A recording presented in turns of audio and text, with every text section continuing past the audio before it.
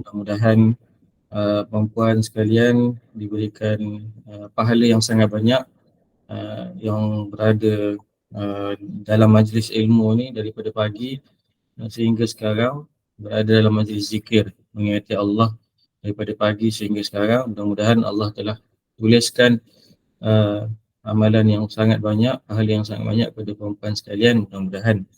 Jadi kita baca firman Allah Subhanahu wa taala dalam Al-Quran yang berbunyi, ya ayyuhallazina amanu dzkurullaha dzikran katsira. Wahai orang-orang yang beriman, berzikirlah kamu kepada Allah dengan zikir yang banyak. Ayat yang lain Allah sebutkan, wadhkurisma rabbika bukratan wa asila. Dan sebutlah dengan lidah atau dengan hati akan nama Tuhanmu, sama ada di dalam dan di luar solat, pada waktu pagi dan petang. Dan terdapat juga hadis yang lain daripada Abu Musa radhiyallahu anhu, Nabi SAW bersabda, Mathalul ladzi yadhkuru rabbahu wal ladzi la yadhkuru rabbahu mathalul hayy wal mayyit. Perumpamaan orang-orang yang berzikir kepada Allah dan orang yang tidak berzikir kepada Allah seperti orang yang hidup dan mati. Itu orang yang berzikir itu seperti hidup, dan kalau orang yang tidak berzikir itu seperti mati. Dan ada satu hadis lagi yang saya nak kongsikan daripada Abu Darda. Nabi SAW bersabda, tidakkah kamu ingin aku tunjukkan kepada kamu akan sebaik-baik amalan? Amalan ini akan menyucikan kamu di sisi Tuhan kamu dan akan mengangkat darjat kamu dengan begitu tinggi. Dan ia lebih baik daripada kamu memberikan emas dan duit. Ia juga jauh lebih baik daripada apabila kamu berdepan dengan musuh dan kamu memancung leher-leher mereka. Mereka memancung leher kamu. Para sahabat pun bertanya, apakah perkara itu? Apakah amalan yang terbaik itu, wahai Rasulullah? Rasulullah SAW pun menjawab, amalan yang terbaik itu adalah zikir kepada Allah Azza wa Jalla. Jadi perempuan yang saya kasih sekalian, hari ini merupakan hari Sabtu. Yang mana kalau kita boleh cari ada tak perkataan Sabtu dalam Al-Quran. Kalau betul-betul perkataan Sabtu tu tak ada lah. Tapi Allah sebutkan perkataan Subata. Allah sebutkan perkataan Subata. Apa maksud Subata? Subata menunjukkan bahawasanya hari itu adalah hari rehat. Subata itu adalah rehat, waktu rehat.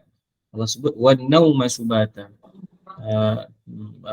Tidur itu merupakan rehat. Jadi hari ini merupakan hari yang rehat. Jadi dalam rehat daripada bekerja, kita tak boleh rehat daripada berzikir kepada Allah Subhanahu Wa Taala. Seperti mana ayat-ayat yang saya bacakan tadi, itu adalah galakan kepada kita untuk kita teruskan berzikir kepada Allah Subhanahu Wa Taala. Susah ke berzikir? Berzikir bukan hanya khusus kepada la ilaha illallah, bukan khusus kepada astaghfirullah. Dia merangkumi semua apa yang kita buat. Contoh pagi ni kita nak masakkan sarapan dan kita pun nak zikir kepada Allah SWT, maka kita pun bacakan selawat. Allahumma salli ala Sayyidina Muhammad wa ala ali Sayyidina Muhammad. Ataupun kita pasang Al-Quran sambil-sambil kita menyiapkan apa sahaja tugasan rumah yang kita nak buat tu. Itu adalah termasuk dalam kita berzikir kepada Allah SWT dengan syarat hati kita ikut apa yang kita zikirkan itu. Jadi hari ini saya bercadang untuk bawakan kepada perempuan satu tajuk berkenaan dengan kita berada pada hujung bulan Zulhijjah. Kita berada pada akhir tahun. Kita sedang berada pada akhir tahun 1444 Hijrah. Tak lama lagi kita nak masuk tahun 1445 Hijrah. Dah nak genap 1445 tahun dah Rasulullah SAW berhijrah daripada Makkah ke Al-Madinah Al-Munawwarah. Jadi apa yang kita boleh bincang bila kita berada pada hujung-hujung Zulhijjah ni, hujung tahun ni, akhir tahun ni, apa yang kita boleh bincang? Kita boleh bincang adalah berkenaan dengan dua ayat daripada surah Al-Baqarah. Dua ayat daripada surah Al-Baqarah, ayat yang ke-200 dan ayat yang ke-201. Saya bacakan. A'udzubillahi minasyaitonirrajim. Bismillahirrahmanirrahim.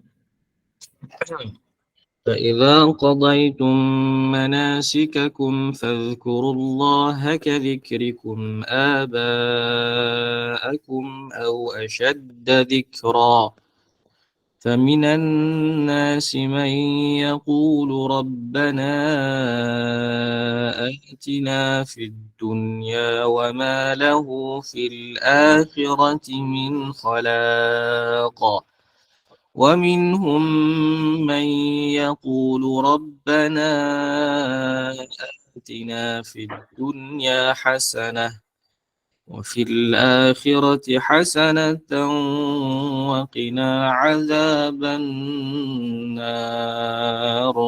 Sadaqallahul Azim. Maksudnya, apabila kamu telah selesai mengerjakan amalan ibadat haji kamu, maka hendaklah kamu menyebut-nyebut dan mengingati Allah dan membesarkannya sebagaimana kamu dahulu menyebut-nyebut, memuji-muji datuk nenek kamu, bahkan dengan sebutan yang lebih lagi. Dalam pada itu ada di antara manusia yang berdoa dengan berkata, wahai Tuhan kami, berilah kami kebaikan di dunia. Orang-orang ini diberikan kebaikan di dunia dan tidak ada baginya sedikit pun kebaikan di akhirat. Dan di antara mereka pula ada yang berdoa dengan berkata, wahai Tuhan kami, berilah kami kebaikan di dunia dan kebaikan di akhirat. Dan peliharalah kami daripada azab api neraka. Tuan-tuan, puan-puan yang dirahmati dan dikasihi Allah Subhanahu Wa Taala sekalian. Ayat tadi merupakan ayat yang diturunkan kepada para jemaah haji yang telah selesai mengerjakan manasik, yang telah selesai mengerjakan ibadah-ibadah dalam haji, yang telah selesai berwukuf dan telah selesai bertawaf dan telah selesai melontar. Ya. Jadi ayat ini diturunkan kepada jemaah haji yang telah selesai. Kenapa? Supaya Allah nak bagi tahu yang wahai jemaah haji, kamu baru sahaja selesai melakukan ibadah haji, tetapi ibadah kamu belum lagi selesai, iaitu kamu kena teruskan lagi ibadah kamu kepada Allah Subhanahu Wa Taala. Itu maksud Allah. Itu maksud yang Allah turunkan ayat ni kepada para jemaah haji. Inilah yang kita nak bincang hari ini.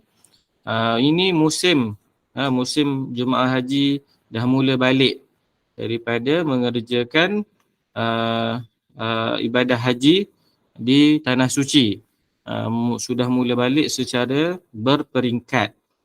Jadi inilah yang kita nak sesuaikan pada musim sekarang. Inilah yang kita kena tahu. Ini musim apa, kan? Kalaulah kita ni tak tahu, maka kita tak tahulah rupanya ada anjuran untuk kita sambut orang yang baru balik haji. Kita ingatkan orang baru balik haji ni tak ada apa-apa yang kita kena buat. Rupanya ada anjuran untuk kita sambut orang yang baru balik haji. Kita nak kena baca pada dia, bila kita jumpa dia tu, hajjan mabruran wa sa'yan mashkuran wa dhanban maghfuran. Kita doakan kepada dia supaya kita dapat ikut apa yang Nabi ajarkan kepada kita, dan kita dapat doakan dia supaya dia memperolehi haji yang mabrur. Ya, haji mabrur, balasan dia apa? Balasan dia ialah syurga. Nabi sebut tak ada balasan lain lah bagi haji yang mabrur ni melainkan syurga. Jadi kita doakan pada saudara-saudara kita yang telah selesai mengerjakan ibadah haji akan pulang dengan selamat, dan kita doakan supaya mereka diberikan haji yang mabrur. Kerana haji mabrur ini tiada balasan lain melainkan daripada syurga Allah Subhanahu wa taala. Dan mereka akan pulang ke tanah suci seperti bayi yang baru lahir.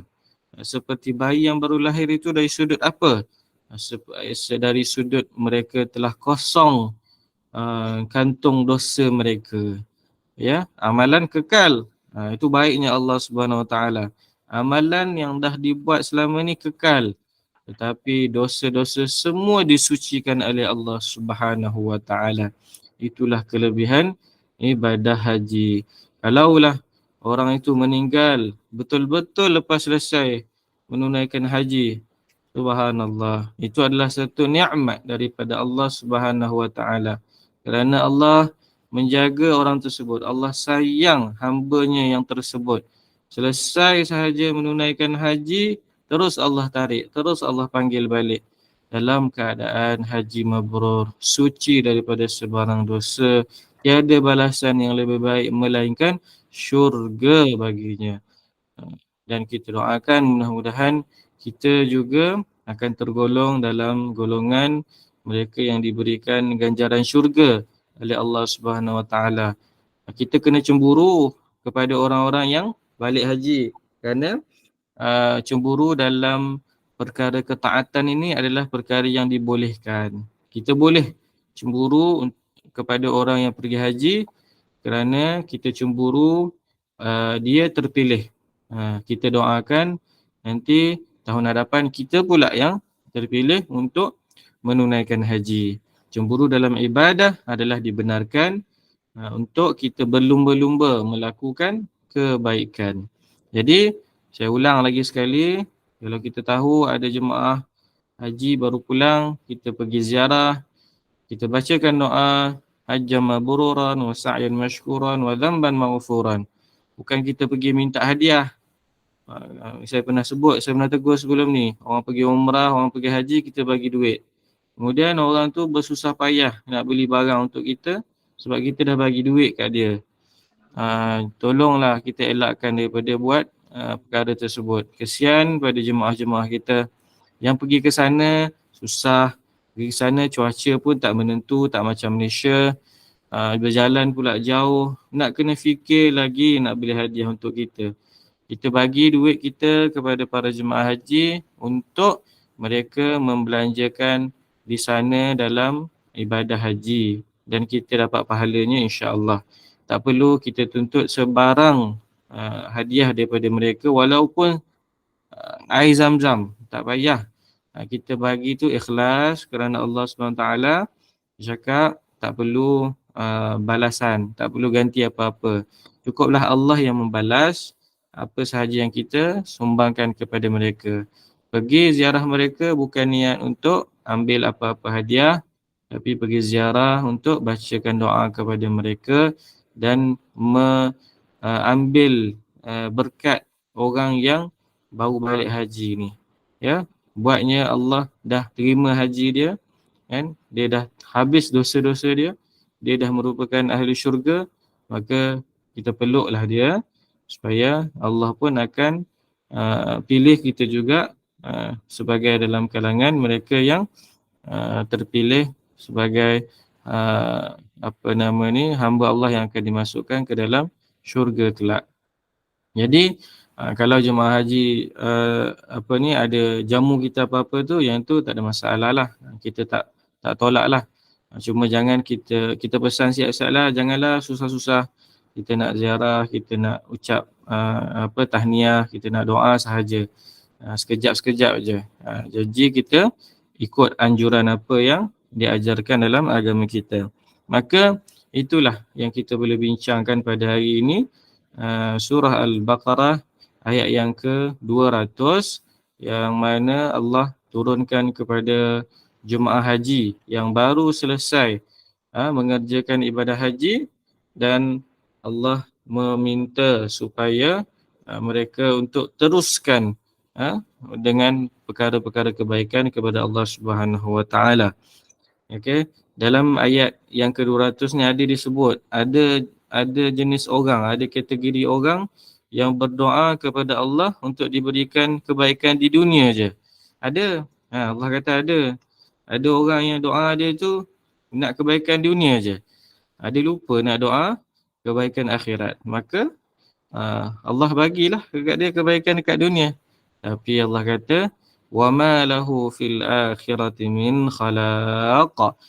Dan tidak ada baginya sedikit pun kebaikan di akhirat. Macam kita lah, kalau kita duk doa kebaikan dunia je semata-mata. Nak kaya, nak sihat, nak apa sekian-sekian kan. Tu dunia saja. Jadi akhirat kita tak doa pun, maka Allah kata wa ma lahu fil akhirati min khalaq. Tidak ada baginya sedikit pun kebaikan di akhirat. Maka dalam kita berdoa kepada Allah SWT, kita kena gabungkanlah. Kita kena gabungkan doa kebaikan di dunia dan doa kebaikan di akhirat. Doa ni ada satu doa, ya, tulis perempuan ya. Ada satu doa yang Nabi ajarkan kepada bapa saudara baginda sallallahu alaihi wasallam bernama Sayyidina Abbas.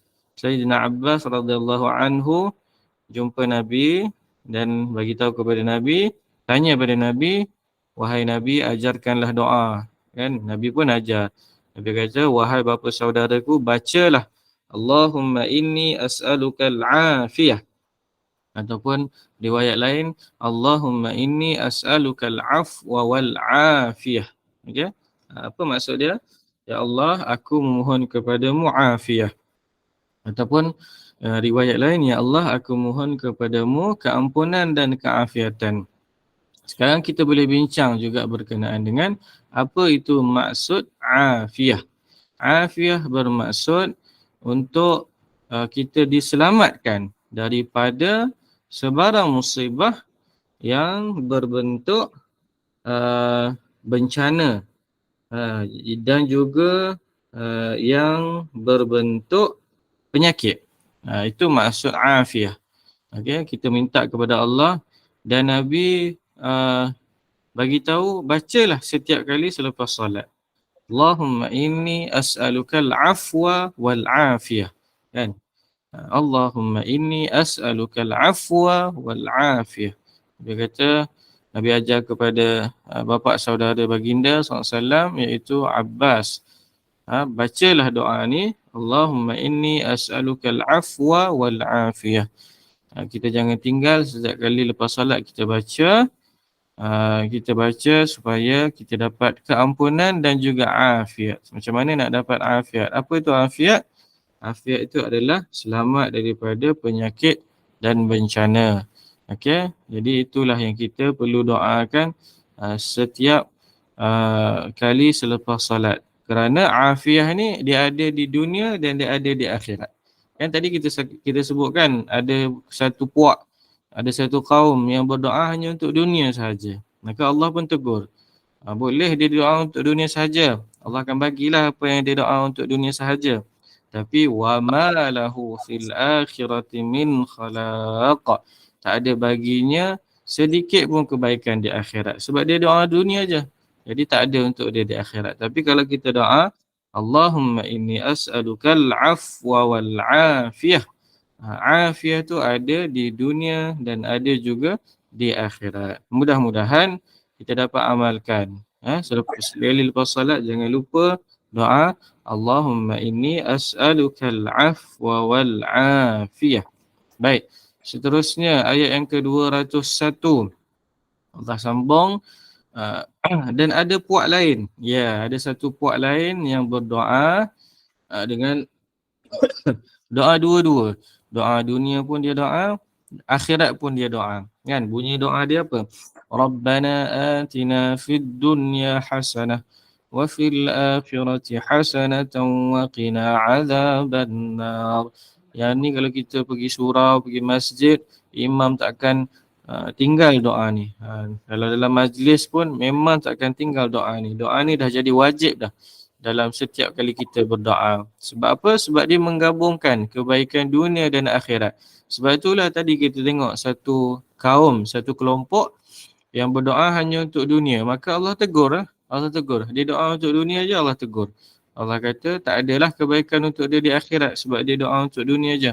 Jadi ada lagi puak yang Allah puji. Ini puak yang Allah pujilah, kaum yang Allah puji. Allah puji kerana apa? Kerana mereka berdoa kedua-duanya, dunia dan akhirat. Kan? Jadi Rabbana atina fid dunya hasanah.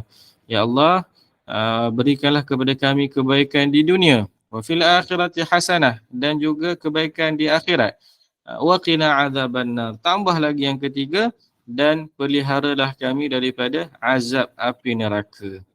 Tiga kandungan doa ini. Sebab itulah doa ini pendek je, tapi Nabi tak bagi kita tinggal. Sebab apa? Allah puji. Siapa yang doa dengan doa ni, maka Allah puji. Dan doa ni juga kita baca ketika kita buat umrah dan haji. Bila kita sampai di Kaabah tu ada satu tempat nama dia Rukun Yamani. Rukun Yamani, sepanjang Rukun Yamani tu kita baca doa ni.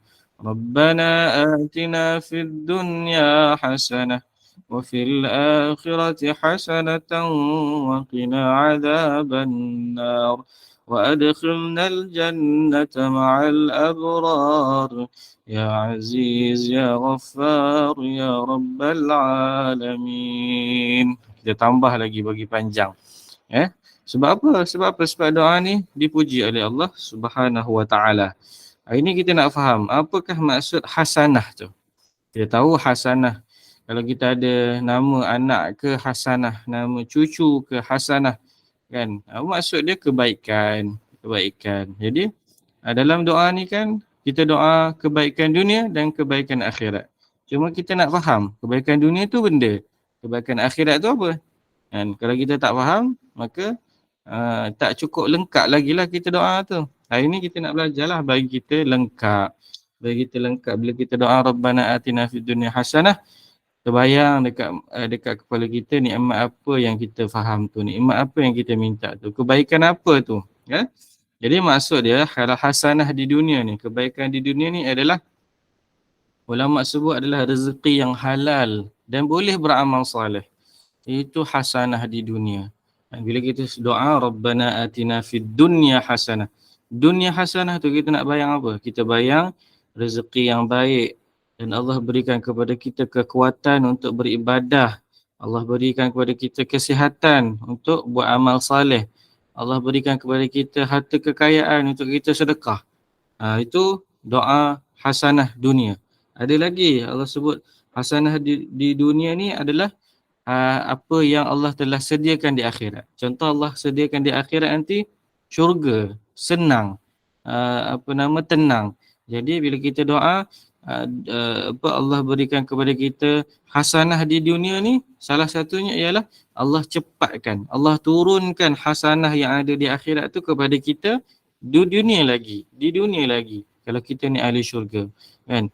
Itu doa yang ulama kata apa maksud hasanah di dunia tu. Bila saya ulang lagi bagi kita ingat, bagi kita faham apakah maksud hasanah di dunia. Hasanah di dunia para ulama sebutkan adalah berkenaan dengan rezeki yang halal dan juga kemampuan untuk melakukan amalan soleh, dan yang selain itu adalah kebaikan di akhirat yang Allah percepatkan, Allah turunkan untuk kita rasa lagi di dunia. Sebab itulah kalau kita pergi umrah, kita boleh tengok kurma ajwa, kan? Kurma ajwa yang Nabi sebutkan kurma ataupun makanan yang ada dalam syurga. Sama juga macam kita boleh tengok, kita boleh masuk raudah. Kita boleh masuk raudah, itu Nabi cakap taman daripada taman-taman syurga. Jadi Allah bagi kita rasa di dunia lagi bagaimana Allah dah sediakan di akhirat, tapi Allah bagi kita rasa di dunia lagi. Itulah salah satu bentuk hasanah di dunia yang Allah percepatkan. Allah bagi kita rasa dulu sebelum kita dapat rasa betul-betul nanti dalam syurga, kan? Ada lagi kita boleh tengok Bukit Uhud, kan? Nabi sebut hadza jabalun yuhibbuna wa nuhibbuhu. Ni bukit ni dia cinta kepada kita dan kita cinta kepada dia. Dan bukit ni akan ada dalam syurga dan kita boleh tengok di dunia lagi, kan? Itu adalah contoh hasanah di dunia. Hasanah ni di dunia. Yang inilah yang Allah tegur kepada pada jemaah haji. Bila kamu buat haji tu kan, kamu buat ibadah je, tak berhenti kan. Ibadah, kamu wukuf pun dah berapa jam. Lepas tu pergi pula keluar pergi Muzdalifah, tidur dekat Muzdalifah dalam keadaan tak ada hotel. Kemudian kutip pula batu nak pergi melontar jamrah kan. Lepas dah melontar jamrah pergi Mekah pula, pergi buat tawaf. Lepas tu buat pula korban ataupun buat pula sembelihan dam. Subhanallah, banyak ibadah yang buat dalam musim haji. Maka Allah pesan kepada para jemaah haji, jadikan ibadah haji itu sebagai penguat semangat untuk tidak berhenti melakukan amal soleh. Habis haji, buat lagi amal soleh. Doa dengan doa ni supaya Allah berikan hasanah di dunia. Kemudian hasanah di akhirat pula apa?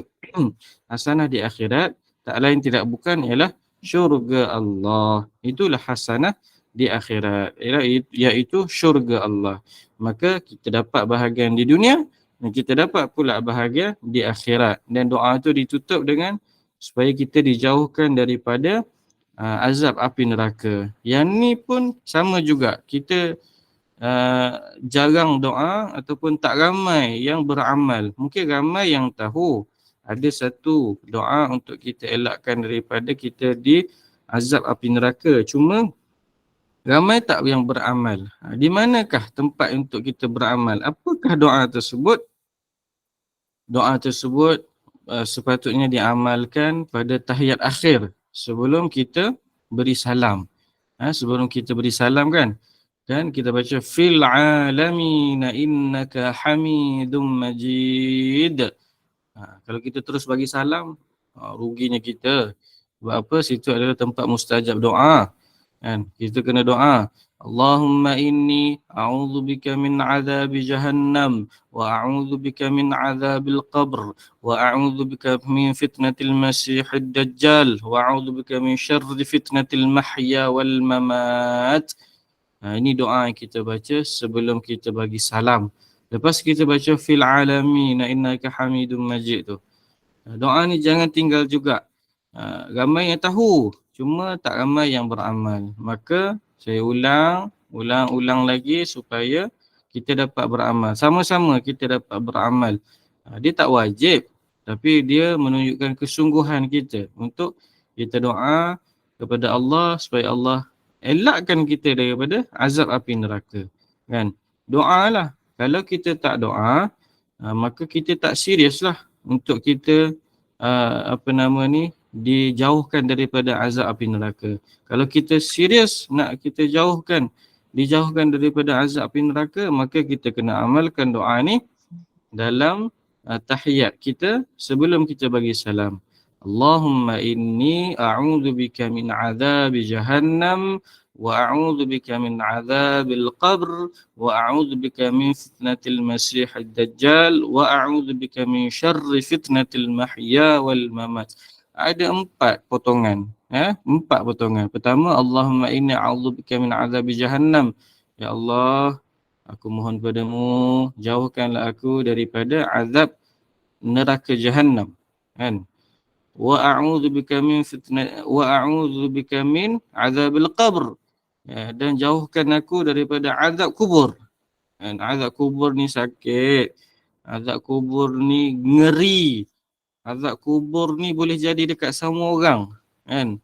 Jadi kita minta kepada Allah tak nak rasa azab kubur. Kita kena doa. Kalau Allah dah bagi, kita tak boleh tolak. Kita hamba yang berdosa. Kan? Kita hamba yang berdosa. Kalau Allah azab kita, itu adalah hak Allah. Kan? Tapi hak kita apa? Kita kena doa kepada Allah supaya Allah, aku tak nak rasa azab kubur ya Allah. Allah dah ajar, bukan Allah tak ajar. Kalau Allah tak ajar, kalau Nabi tak ajar, maka bolehlah kita kata apa kita nak buat kalau Allah bagi azab kubur kat kita. Kan? Nabi dah ajar kat kita kena amalkan je doa yang Nabi ajar, kan? Supaya kita amalkan. Pertama tadi, dijauhkan daripada azab neraka jahannam, neraka yang paling teruk sekali. Kemudian dijauhkan daripada azab kubur. Kemudian dijauhkan juga daripada fitnah Dajjal, kan, fitnah Dajjal, kan. Ada kita baca surah Kahfi pun kita nak doa supaya Allah jauhkan kita daripada fitnah Dajjal. Doa ni pun kita nak minta Allah supaya jauhkan kita daripada fitnah Dajjal. Dan yang terakhir, kita doa supaya Allah jauhkan kita daripada keburukan kehidupan dan juga kematian. Dalam kehidupan kita ni ada keburukannya. Orang benci kat kita, orang dengki dekat kita, orang tak suka dekat kita. Ataupun kita berhadapi kesukaran untuk faham, kita lambat faham, kita lambat buat kerja, kita lambat, kita menyusahkan orang. Jadi kita mohon ya Allah, jauhkan aku daripada keburukan kehidupan ni. Supaya kita ni tak menyusahkan orang dan orang tak menyusahkan kita.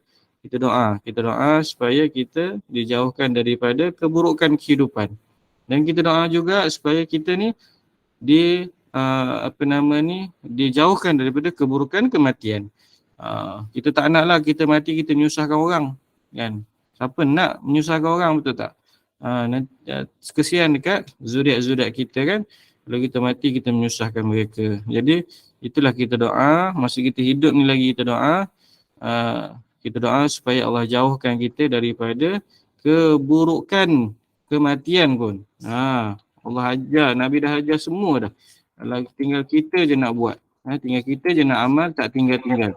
Kalau kita serius, maka kita kena minta.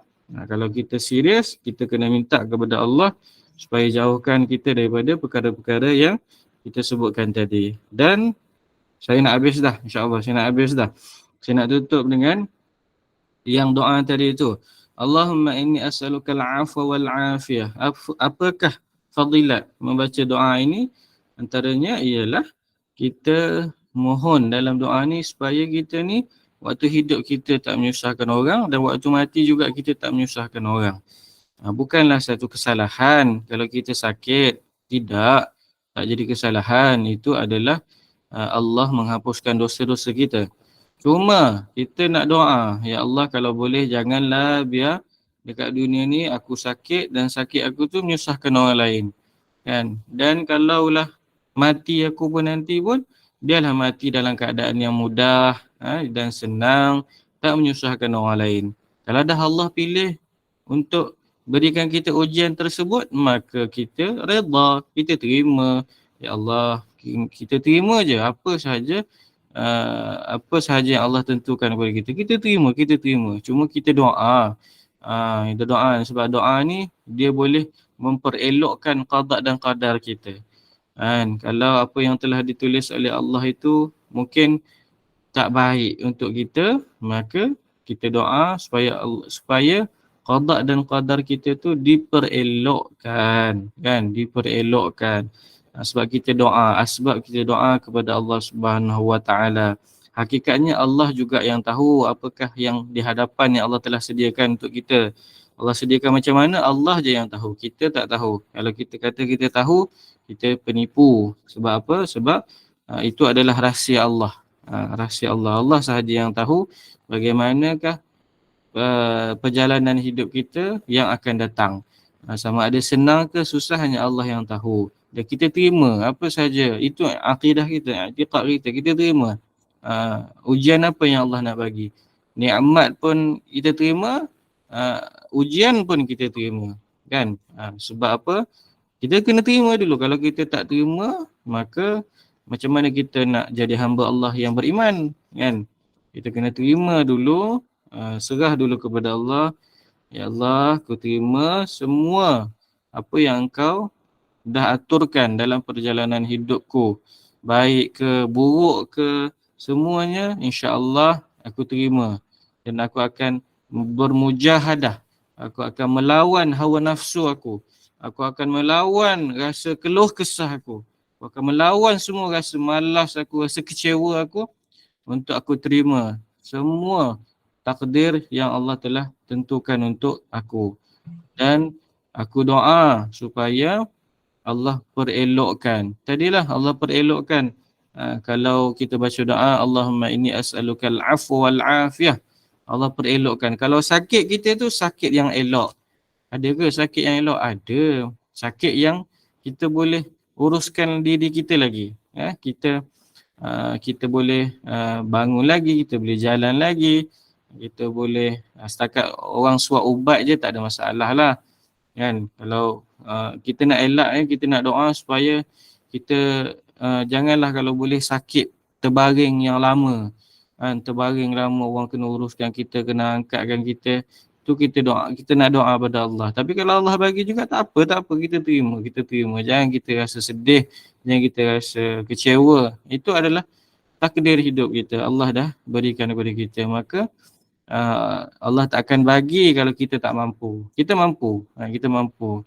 Cuma kita doa ni tanggungjawab kita. Tanggungjawab kita doa supaya Allah memperelokkan takdir kita. Allah memperelokkan pengakhiran hidup kita. Yang tu yang penting.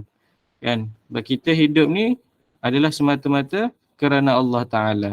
Jadi kalau kita rasa kita yang kawal diri kita, sihat kita, sakit kita yang kawal, maka kita silap. Kita kena betulkan akidah kita. Sakit kita, sihat kita adalah daripada Allah Subhanahu Wa Taala.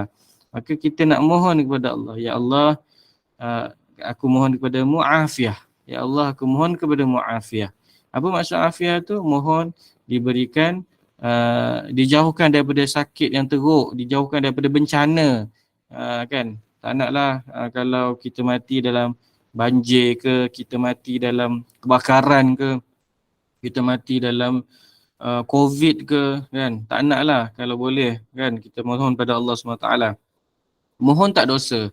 Mohon tu dianjurkan, digalakkan, dan hak Allah untuk makbulkan atau tak. Itu adalah hak Allah.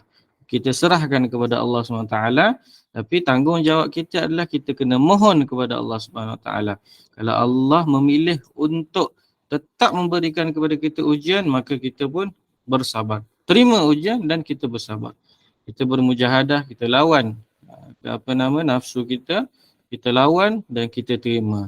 Jadi itulah apa yang saya nak sampaikan pada pagi ini. Perempuan sekalian yang telah berada daripada pagi sampai sekarang, saya doakan banyak-banyak supaya mudah-mudahan Allah tulis semua pahala yang perempuan dah dapat pada hari ini, dan perempuan akan dapat hasil dia nanti di akhirat, insya-Allah. Jadi itu sahaja untuk perkongsian pada pagi ini. Mudah-mudahan kita sama-sama dapat manfaat, kita sama-sama dapat amalkan, kita sama-sama dapat manfaatnya, insya-Allah. Jadi saya serahkan kepada moderator. Terima kasih Ustaz. Jazakallah khairan Ustaz Muhammad Fitri atas kesedia berkongsi ilmu tadabbur surah Al-Baqarah dari ayat 200 hingga 201 itu mengenai anjuran mengerjakan ibadah haji agar memperolehi haji yang mabrur, dan juga dianjurkan berdoa untuk diberi kebaikan di dunia dan juga di akhirat, serta dijauhi dari azab api neraka. Dan semoga ianya memberikan sedikit sebanyak kefahaman dan manfaat bagi kita semua bagi mengambil ibrah darinya. Dan kepada penaja dan penyumbang bagi aktiviti majlis ilmu ini, semoga Allah kurniakan keberkatan rezeki dan juga umur kepada semua yang membantu dan menyumbang untuk kesinambungan majlis ilmu Kelab Sahabat Cinta Al-Quran. Dan dengan itu saya silakan silakan kepada Ustaz untuk menangguhkan majlis ilmu ini dengan tasbih kafarah dan surah Al-Asr. Subhanakallahumma bihamdik asyhadu an la ilaha illa anta astaghfiruka wa atubu ilaik. Bismillahirrahmanirrahim. Wal 'asr innal insana lafi khusr illa alladhina amanu wa 'amilus salihat wa tawassaw bil haqq wa tawassaw bis sabr. Terima kasih Ustaz. Assalamualaikum warahmatullahi wabarakatuh. Jumpa lagi insya-Allah. Ya, sama-sama semua. Terima kasih semua. Terima kasih.